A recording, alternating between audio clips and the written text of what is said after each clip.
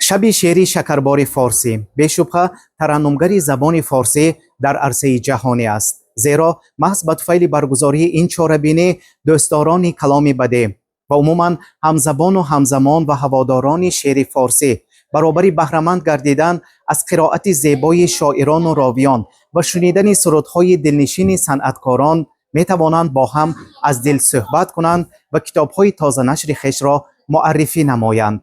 14مین شب شعر شکربار فارسی که با تشبث کانون فرامرزی همیاری فارسی زبانان لندن در مرکز آقاخان برگزار گردید، بار دیگر شاعران و نویسندگان، ادیب و روزنامه‌نگاران، سراینده و نوازندگان و عموما هواداران شعر فارسی را در یک منزل سرجم نمود. چون هر وقت چهاربینی مذکور این دفعه نیز در دو بخش دایر گردید.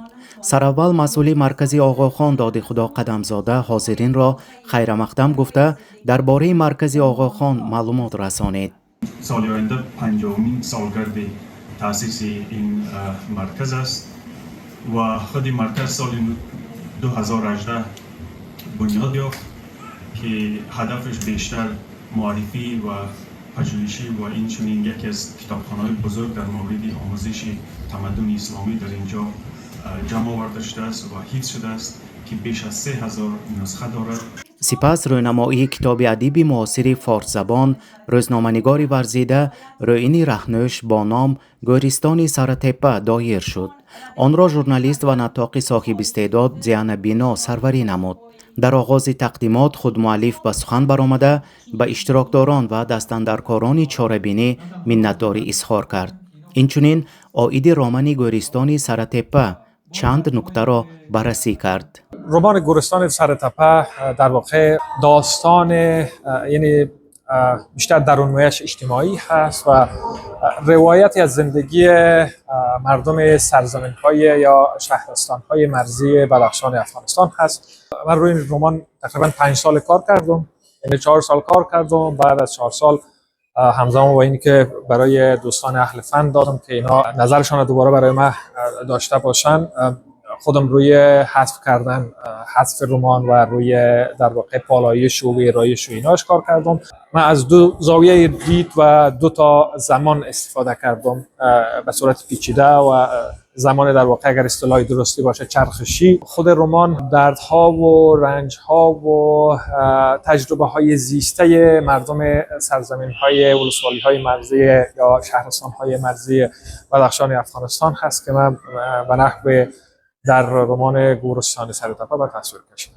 آنهایی که در جریان تقدیمات اثر نطق ایراد کردند، عاید زبان، اسلوب، موضوع، غایه و سوژه رمان مذکور اظهار عقیده نمودند. 14مین شب شعر شکربار فارسی خیلی برایمون جالب بود، چون امروز به غیر از شعر و سرود و موسیقی باز یک کتاب ادیب جوان روینی رهنوش گورستان سر تپه معرفی کردند. برای من خیلی جالب بود این کتاب که یک ادیب جوان از چنین یک درد جامعه امروزه افغانستان با یک حساسیت سخن کرده است. باعث خرسندی است که این انجمن گاه گاه در لندن برگزار می شود و تمام فارسی زبانان اینجا را به هم می پیوندد.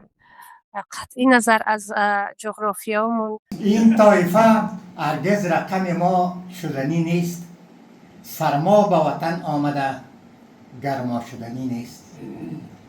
با دانش و فرهنگ و هنر دشمن جانند، در مذهبشان عاطفه پیدا شدنی نیست. واقعا طوری که این مصاحب سمرقندیمان اظهار داشت در بخش دوم چهاربینی شب شعر شکربار پارسی که فارسی زبانان زیادی را از هر گوشه و کنار دنیا سرجم کرده بود، قرائت شعر و غزلهای دلنشین نطاقان دلها را خوشنودی و روحها را آرامی بخشیدند. کاش میشد لحظه پرواز کرد، حرفهای تازه را آغاز کرد. کاش میشد خالی از تشویش بود، برگ سبز توفه درویش بود. کاش تا دل میگرفت و میشکست، عشق میآمد کنارش مینشست. آنهایی که در چاره‌بینی شرکت داشتند تاکید نمودند که برگزاری این قبیل گرد همایی‌ها از منفعت خالی نبوده، بهر رشد زبان، فرهنگ و دیگر ارزش‌های ملی فارسی زبانان مهاجر انگلستان مساعدت خواهد کرد. ما یک زبان خدا به عنوان یک میراث فرهنگی به اولاد خود به ارث بگذاریم بسیار مهم است. بسیار از اون چیزی که فکر کنیم یک اولی رو برشان میمونیم، یک خانه رو میمونیم، یک موتر رو میمونیم، زبان خود بانیم.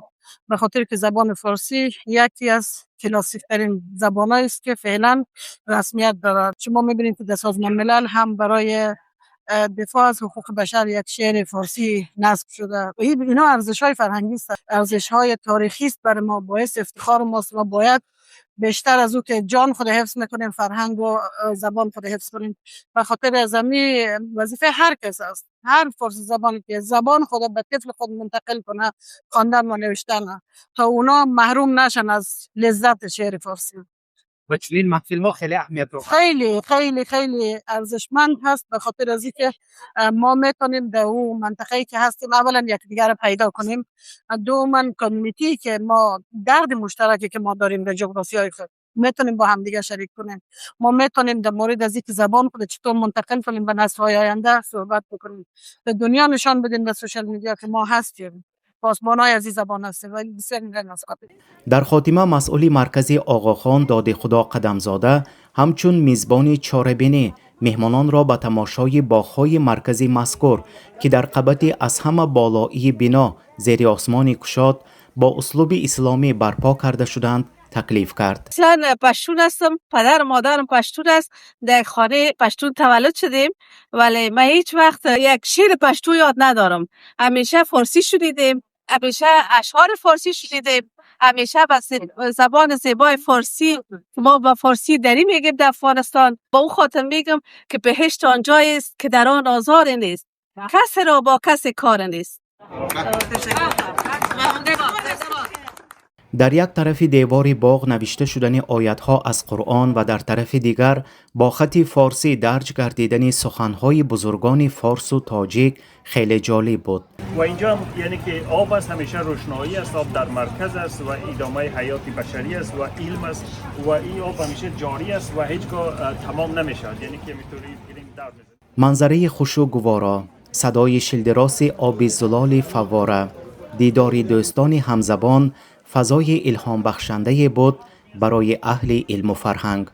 آن روز تا بیگاه صدای شعر و سرودخوانی فضای مرکز را فرا گرفت. فرخ یلداشف از لندن مخصوص برای آریان.